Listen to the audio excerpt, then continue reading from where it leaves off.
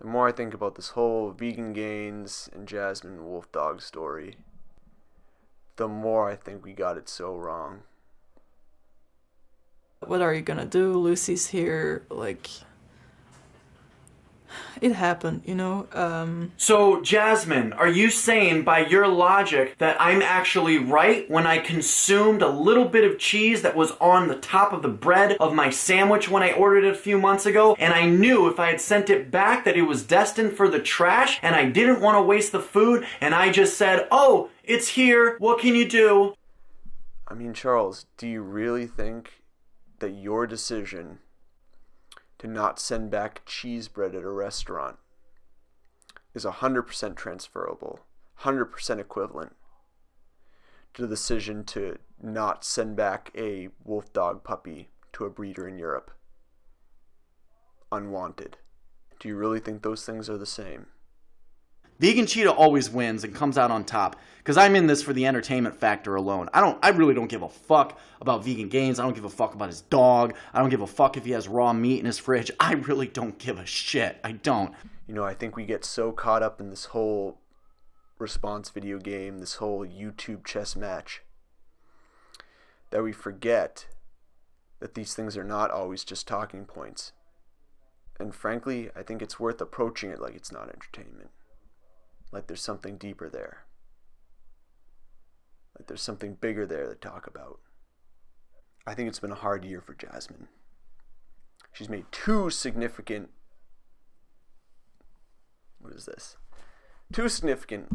lifestyle changes that really changes how she will be for a long period of time.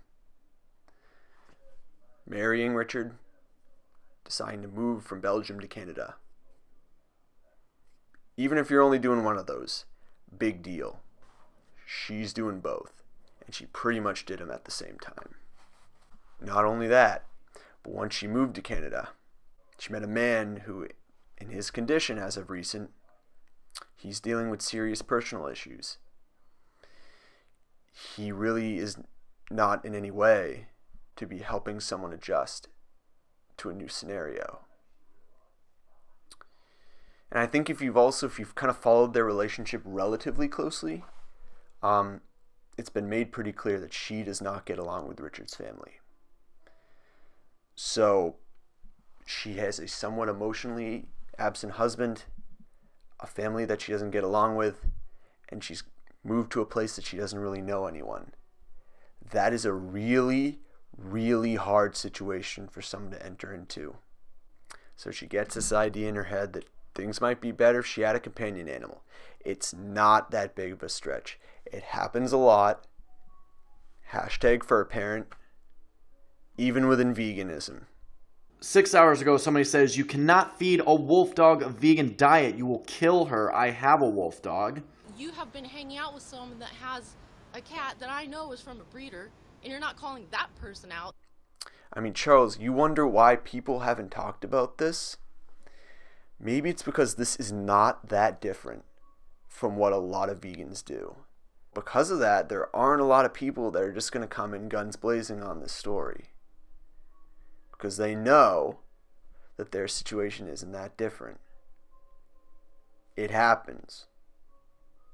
You know, there are dogs within veganism and around the world who exist for no other purpose than for humans to project need onto. So she starts working behind the scenes, she starts working out the arrangements, stuff like that. I honestly think that Richard probably didn't know a whole ton about it. And she comes to him one day and says, this is the deal. And, Richard's got a choice. Richard is a guy on one hand who has made his presence on YouTube with the sword. Being an immovable object. Being someone whose vegan cred you could not question. And coming at people with that rock behind him.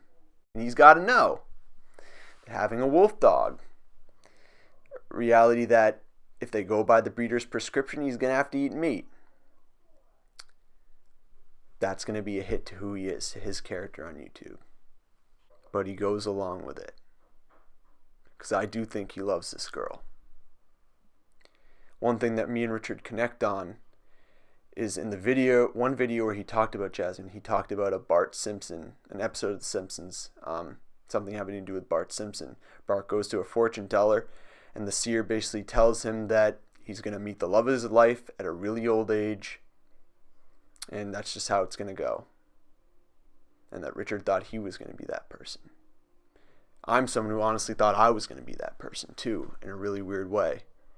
So when you say that this guy was just like, yeah, sure, I'll give up animal products and cigarettes. I can't even get guys to give up like cheese, and like this guy is just gonna totally change his lifestyle. I'm like, where are these guys? I need to find them. I think there's a paradigm within veganism, this idea that, if I could just find a vegan guy or a vegan girl, all my problems would be solved. There would be no issues. That whole moral, ethical thing, because that barrier no longer exists, everything will be good. It's all I got to do. Once I find that solid. And that hasn't really worked out for Richard so far. He's had to come on YouTube and sit there and try to explain to his fans, to his viewers, to the YouTube community, that he's caring for a wolf dog and that he's had to go out and buy elk meat to feed this animal because it needs to eat meat. The vegan diet didn't work. And I think he's sitting there, and while he's doing it, he's just like, how did it come to this? I mean, Richard, I think I get it. Because at the beginning of this year, I made a decision.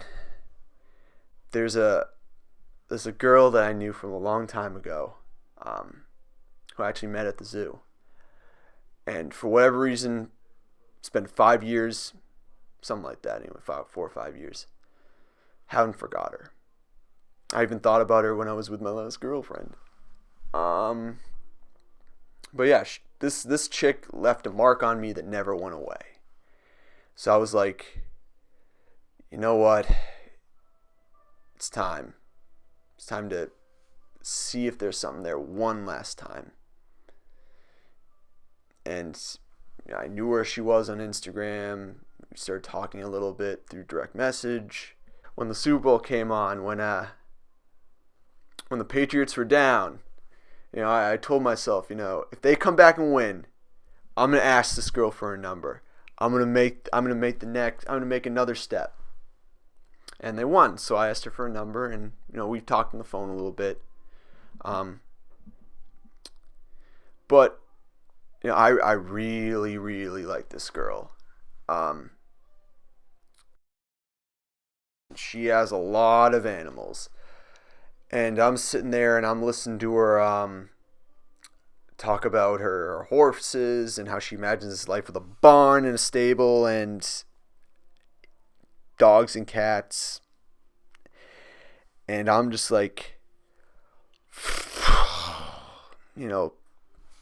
I feel like there's a hit in so many levels, but this one. I don't believe that pet ownership is right. I think there's something messed up with the fact that we pull dogs around on leashes, that humans bend over to pick up a quadruped's feces. There's something not right about the whole thing. The more I think about it, the more that becomes clear to me. And it astonishes me that no one else sees it. But she hasn't even given a thought to this. Like, that is so way out, and that would be so way out in left field for me to bring up that idea. So we have not talked about that. But I really, really like this girl. Like, I'm not someone who's ever felt like he's ever been in love, but this is like the closest that I've ever been. This like infatuation with this girl who lives like hours and hours away from me, that remembers me from such a long time ago. There's a part of me that says, for this chick, I could make it work. I think I could do it. I think I could. But there's a part of me that's like, fuck. God, I could she was just vegan. If she was just vegan.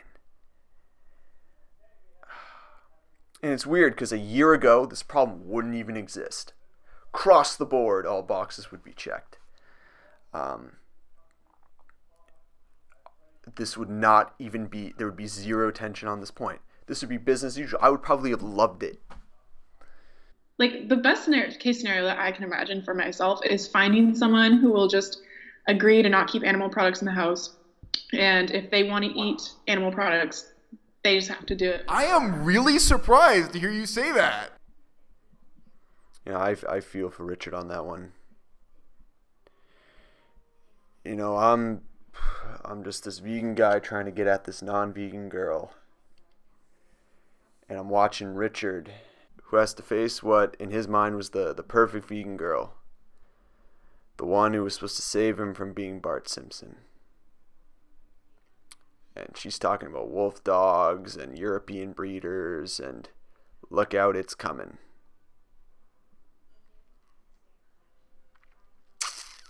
And he's just like, this was not supposed to happen. I was supposed to be all set. Can't win.